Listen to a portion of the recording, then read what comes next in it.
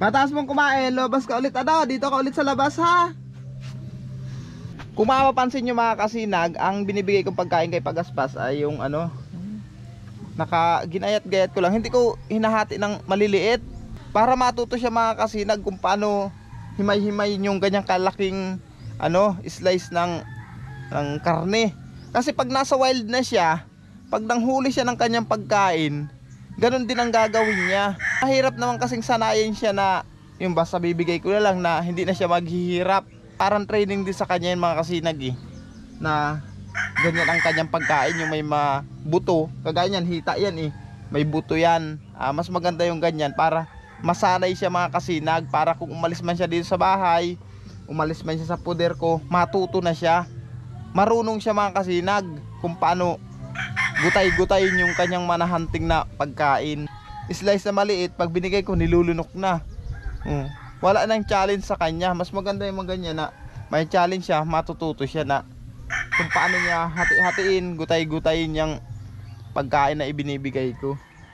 Ayan at pataas mong kumain, lumabas ka na lang ha. Nakabukas naman itong bintana. Ano po?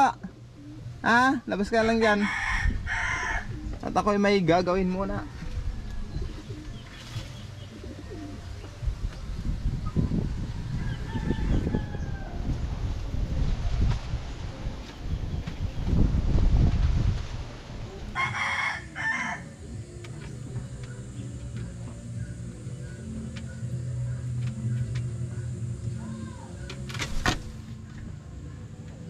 Ayan na si Pagaspas mga kasinag. Buwaba na sa may bintana. Tingnan, labas na. Yan, very good. Doon ka ulit sa puno ng mangga. Sa taas. Doon ka na muna ulit.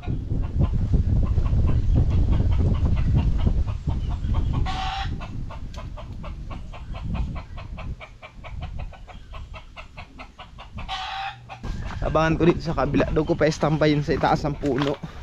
Kasi pupunta naman siya dito sa palayan. Mainit.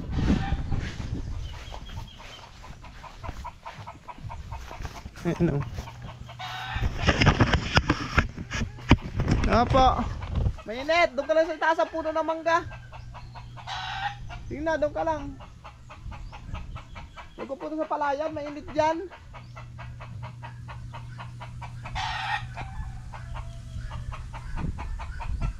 Doon sa itaas ng mangga.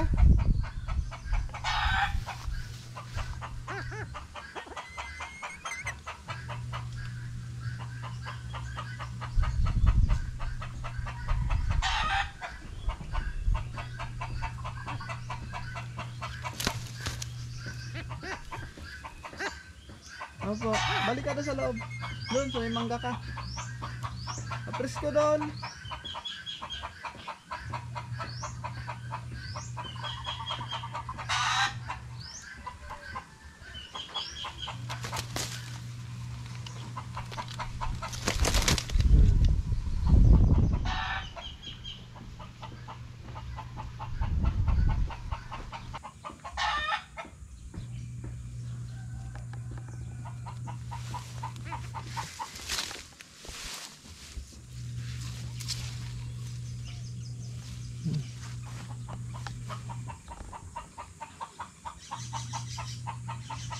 Mahawakan ko kaya ito.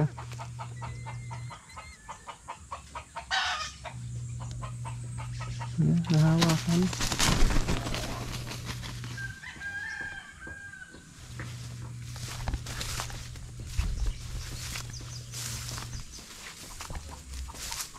Doon ka sa mangga.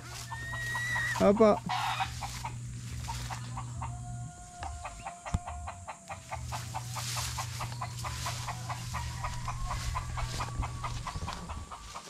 Naalala ko pala mga kasinag, meron ditong tawag dito, anong tawag sa inyo nito mga kasinag? Yung kalulot ba yun? Yung isang klase na naghahani, na may honey siya na maasim. Ayan yan.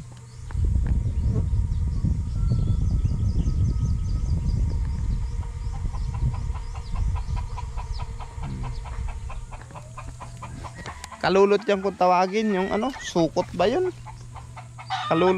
Kalulot yan kung tawagin eh. Yun ang alam ko. Pero iwan ko sa iba mga kasinag kung ang tawag. Nalaglag na naman ang balahibo ni Pagaspas. Oh.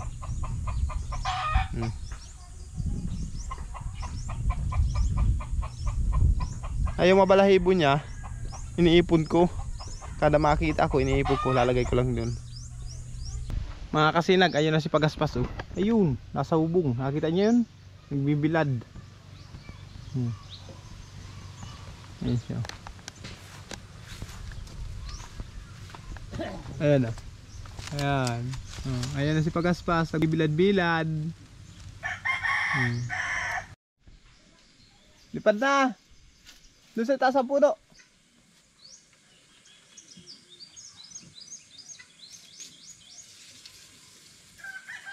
Ano ang balak ko sa ginalotoon? Tapusan po. Daingon niya na paikot. Tapuhan. Pamanyan ako na ikot ako. Mayo man ako ni. Kalutan. Kanina mga kasinag si Pagaspas andyan. Ngayon andito na oh. Gusto niya pumunta sa itaas ng puno. Baka dyan niya gusto pumunta sa itaas ng star apple na yan. Baka dyan siya pumunta. Yan oh. Iwan mo natin mga kasinag, hayaan natin yan dyan. Lilipad na lang sa itaas ng puno. Nagbibilad naman. Hayaan natin siya dyan makurokondisyon yung kanyang katawan. Iwan na muna natin.